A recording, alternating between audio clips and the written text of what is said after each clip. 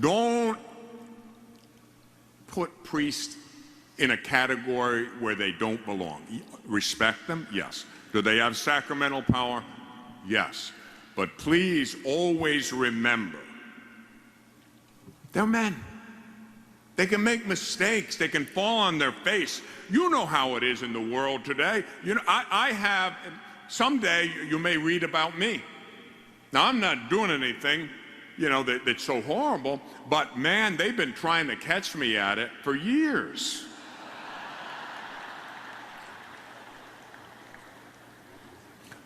I came home from a trip to Florida this winter, and I was working on my book. I'm working on my autobiography, which, by the way, is a very hard enterprise.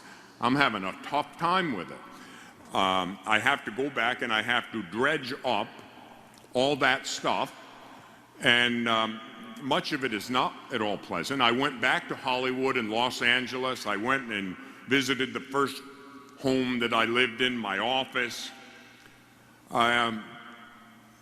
In writing that, you know, I had to kind of relive it. It's not pleasant.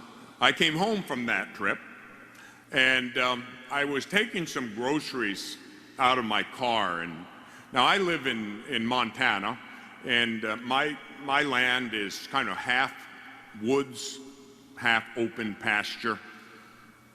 And like an old hunter or an old soldier, out of the corner of my eye, something didn't look right in the woods. And I got a really bad feeling. And of course, trusting God, believing that I have a guardian angel, which I certainly do,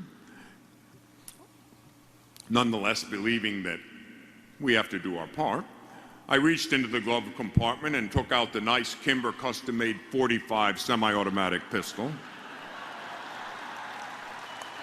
And as we are taught to do in the military, engaged the threat by running as fast as I could directly at it, whereupon a man hiding behind a tree fell over backwards with a camera with a telephoto lens this big. Now, I get death threats every 2-3 months and have for years, most of which are probably meaningless, no big deal. But a friend of mine in the FBI once told me, we take everyone seriously. You should too, because it only takes one. And they don't have to be a professional assassin. They can just be an emotionally disturbed person. And that's all it takes. So I didn't know. So I politely interrogated him.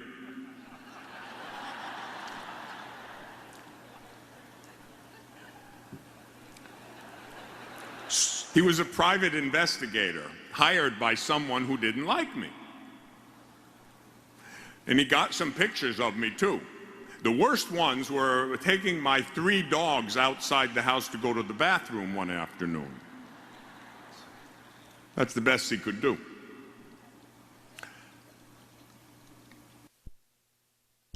Nonetheless, think about it. Night and day, day in, day out, you're a target. Now, last summer, I was accused of being a homosexual person 4 times.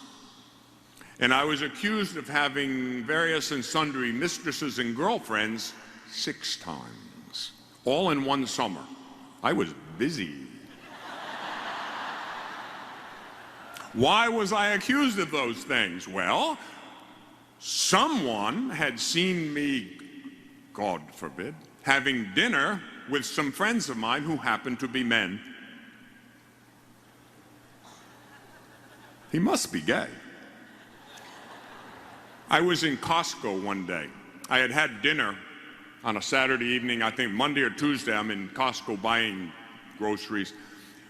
One of the girls who was a waitress in that restaurant came up to me, oh, I saw you in the restaurant Saturday night, blah, blah, blah. You know, the girls and I were talking. We see you come in every once in a while. You know, we never see you with women. We were just wondering. Are you gay? And I wanted to say, are you crazy? I mean, why would you make a statement like that? I mean, what did I do? Well, we were just wondering, you know.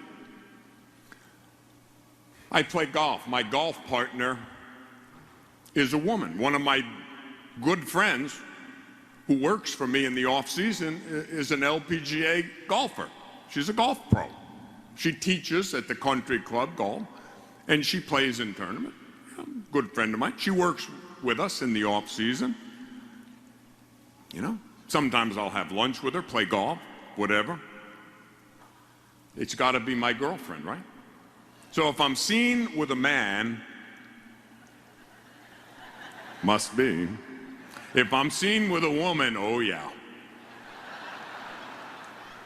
I don't have any children friends, luckily.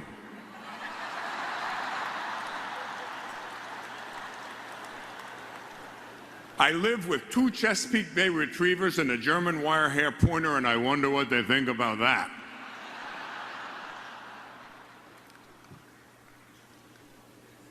Like my grandma used to say, you can't win for losing. So I can't be seen with a man, I can't be seen with a woman, and I can't be seen with a child. Where does that leave me? Right where the devil wants me, alone.